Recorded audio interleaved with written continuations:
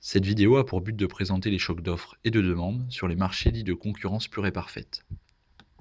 Prenons par exemple le marché d'un soda au cours d'un été qui connaît un épisode caniculaire.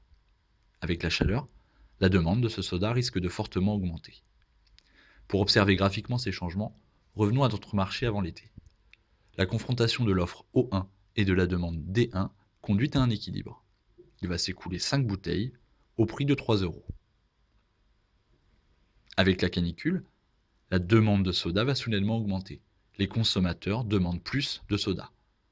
Graphiquement, c'est donc la courbe de demande qui va être affectée.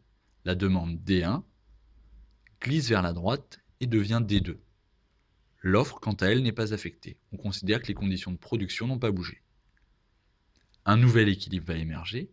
La demande de soda a augmenté pour tout prix. Cette fois, il s'écoule 7 bouteilles au prix de 4 €. On parle pour cette situation de choc de demande. Il s'agit d'un événement qui affectera les goûts ou les besoins des consommateurs et qui déplacera donc la courbe de demande. Il peut être positif, comme dans notre exemple, et la courbe se déplace vers la droite, ou négatif. Si une boisson concurrente apparaît, la demande baisse, la courbe de demande de soda se déplacera donc vers la gauche.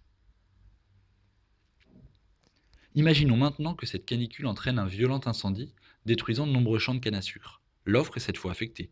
Le sucre nécessaire au soda va coûter plus cher. La courbe d'offre O1 se déplace vers la gauche et devient O2. Pour n'importe quel prix, le volume total que les firmes souhaitent et peuvent vendre est réduit. On remarque que D1 ne bouge pas. L'équilibre évolue cette fois différemment, les quantités vendues diminuent et le prix augmente. Dans ce cas, lorsque l'offre est affectée, on parle de choc d'offre.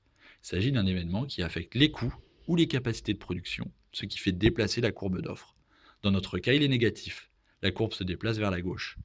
Il peut aussi être positif. Ici, si le coût du sucre baisse, la courbe d'offre se déplacera vers la droite. Created using Powtoon.